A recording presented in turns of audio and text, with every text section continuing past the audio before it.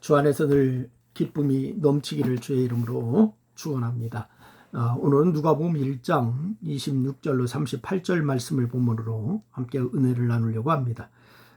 여섯째 달에 천사 가브리엘이 하나님의 보내심을 받아 갈릴리 나사렛이란 동네에 가서 다윗의 자손 요셉이라 하는 사람과 약혼한 처녀에게 이르니 그 처녀의 이름은 마리아라. 그에게 들어가 이르되 은혜를 받은 자여 평안할지어다 주께서 너와 함께 하시도다 하니 처녀가 그 말을 듣고 놀라 이런 인사가 어쩌민가 생각하며 천사가 이르되 마리아여 무서워 말라 내가 하나님께 은혜를 입었느니라 보라 내가 잉태하여 아들을 낳으리니 그 이름을 예수라 하라 그가 큰 자가 되고 지극히 높으신 이의 아들이라 일컬어질 것이요 주 하나님께서 그 조상 다윗의 왕위를 그에게 주시리니 영원히 야곱의 집을 왕으로 다스리실 것이며 그 나라가 무궁하리라. 마리아가 천사에게 말하되 나는 남자를 알지 못하니 어찌 이 일이 있으리까? 천사가 대답하여 이르되 성령이 내게 임하시고 지극히 높으신 이의 능력이 너를 덮으시리니 이러므로 나실 바 거룩한 이는 하나님의 아들이라 일컬어지리라. 보라 내 친족 엘리사벳도 늙어서 아들을 배웠느니라 본래 임신하지 못한다고 알려진 이가 이미 6달이 되었나니 대저 하나님의 모든 말씀은 능하지 못하심이 없느니라. 마리아가 이르되 주의 여종이오니 말씀대로 내게 이루어지리이다 하며 천사가 떠나가니라. 아멘. 우리는 기독교 신앙이 무슨 세고랑이라고 하는 그런 기사를 쓴 노르웨이에서의 그런 이례적인 그런 신문의 기사가 있었습니다. 성경이 16만 부 가까이 팔려서 베스트셀러 1위에 올랐다라고 하는 기사도 실려 있었습니다. 그런데 기사는 그 배경에 대해서 노르웨이 성서공회가 성경 개정판을 내놓으면서 마리아를 가리키는 동정녀라고 하는 표현을 젊은 여인으로 바꾸는 등 번역에서 변화가 있었다라고 이렇게 얘기를 했어요. 그러면서 성경의 오류다라고 하면서 그들은 성경의 번역을 오히려 왜곡시키는 그러한 일을 한 적이 있습니다. 마리아를 동정녀라고 하지 않고 젊은 여인으로 해야 한다라고 하는 사람들이 성경을 많이 사서 읽은 거죠. 그 번역을 동정녀로 안 하고 젊은 여인 이렇게 했다고 해서 그래서 성경이 많이 팔리지 않아도 동정녀를 젊은 여인으로 바꾸지 않는 것이 옳습니다. 여러분 왜냐하면 젊은 여인이라고 하는 것은 이 예수님의 동정녀 탄생을 부정하는 결과를 가져오기 때문에 그렇습니다. 2세기의 논쟁가인 첼서스라고 하는 사람이 있는데 이 첼서스가 마리아가 로마 군인과 강제 관계를 맺었고 그 후에 요셉과 결혼했으니까 예수는 누구의 아들인지 모른다 이렇게까지도 모함하는 그런 일이 있었죠. 요즘도 예수는 없다라고 하는 책을 썼던 그런 우리나라의 그런 저자도 하나 있어요. 오강남 씨라고 하는 사람인데 기독교 성서의 이해를 쓴 김용옥 씨도 있고요. 이 많은 사람들이 바로 예수님의 동정녀 탄생을 부정하고 있을 때 이런 번역이 잘못된 것임을 우리는 분명히 알고 우리는 하나님의 말씀을 제대로 알고 제대로 믿어야 될 줄로 믿습니다. 여러분 물론 동정녀 탄생은 이성적으로 이해할 수가 없는 일이 아닙니다. 일이죠. 그러나 바로 이해하지만 우리는 동정녀 탄생이 인류 구원을 위한 하나님의 계획 가운데 이루어졌다라고 하는 사실 하나님의 능력이 그 일을 이루었다라고 하는 것을 우리는 믿지 않습니까?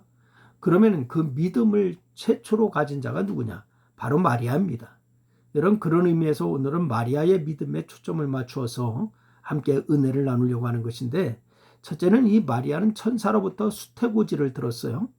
이 오늘 본문 말씀해 보니까 이 천사 가브리엘이 하나님의 보내심을 받아서 갈릴리 나사렛이라고 하는 동네에 가서 마리아에게 들어갔다라고 이렇게 말씀하고 있습니다. 이 갈릴리는 이방의 지배를 받던 곳입니다. 그래서 이 구약에서 이곳을 이방의 갈릴리라고 이렇게 부를 정도로 사람들의 멸시를 받았던 그런 땅이 갈릴리예요. 그래서 이 예루살렘으로부터 멀리 떨어져서 문화적 혜택을 받지 못한 데다가 말씨도 많이 달라서 갈릴리 사람들은 공식적인 자리에서 성경을 읽지도 못했습니다. 그런 갈릴리에서도 나사렛은 고지대 언덕 위에 있는 아주 작은 마을입니다. 인구 150여 명이 살던 그야말로 아주 작은 시골 동네입니다. 오죽했으면 나다니엘이 나사렛에서 무슨 선한 것이 날 수 있느냐라고 이렇게까지 말하겠습니까? 그런 동네에 가브리엘 천사가 찾아간 것은 그곳에서 생활하고 있는 마리아에 대한 하나님의 계획이 있었기 때문에 가브리엘 천사가 찾아간 것이죠. 하나님께서 마리아가 처녀이지만은 잉태하여 예수라고 하는 이름의 하나님의 아들 곧 메시아를 낳기를 원하셨던 것이에요.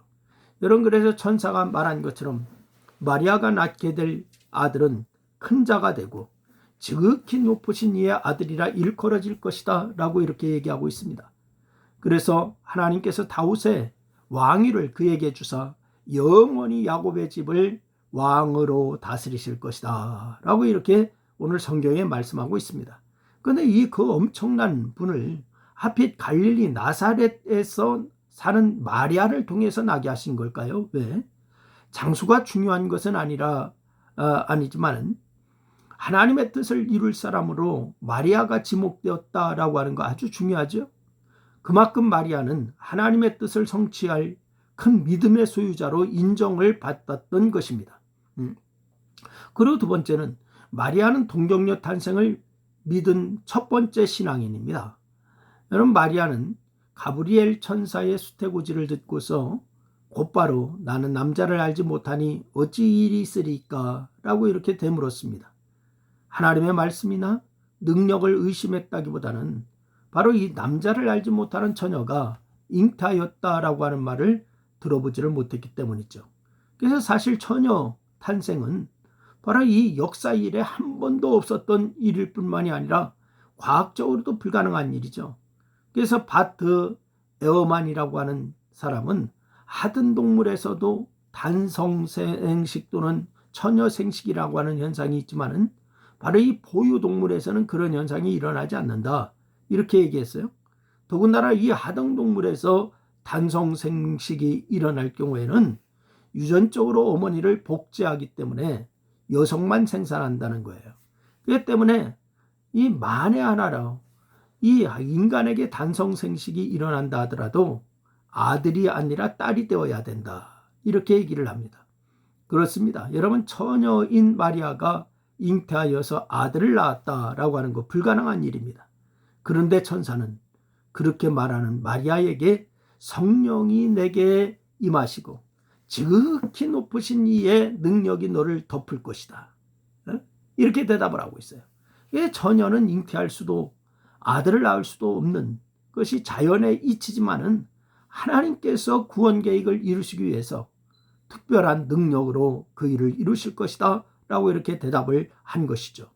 여러분, 그러면서 대저 하나님의 모든 말씀은 능하지 못하심이 없느니라 라고 이렇게 얘기합니다. 여러분, 마리아로 하여금 인간적인 생각을 버리고 능력의 하나님, 전능하신 하나님만 바라보는 뜻이 내포되어 있는 것입니다. 그때 마리아가 이렇게 대답합니다. 주의 여종이오니 말씀대로 내게 이루어지리이다. 아멘. 처녀 잉태가 불가능한 일이지만은 하나님께서 그 일을 이루실 것이다 라고 하는 것을 믿은 것입니다. 또한 하나님께서 자신을 통해서 놀라운 계획을 성취하실 것이다 라고 하는 것을 확신한 것입니다. 의심도 임신 이후에 사람들에게 받을 비난도 마리아의 믿음을 빼앗지는 못했습니다. 이 귀한 믿음을 본받는 성도들이 되시기를 바라고 2021년 한 해 동안 이 마리아가 가졌던 믿음 여러분이 소유하셔서 믿음으로 전진하여 하나님의 영광을 드러내는 역사가 있기를 주의 이름으로 축원합니다. 기도하겠습니다. 하나님 아버지, 고맙습니다. 오늘 이 마리아의 믿음을 보고 우리가 하나님 앞에 더 믿음의 삶을 더 공고히 할 수 있게끔 하나님 우리를 더 붙잡아 주시고 우리가 믿음의 전진이 있기에 부족함이 없는 성도의 삶을 살 수 있도록 인도하여 주시옵소서. 이 시간도 함께 하셔서 감사하고 예수님의 이름으로 기도했습니다. 아멘.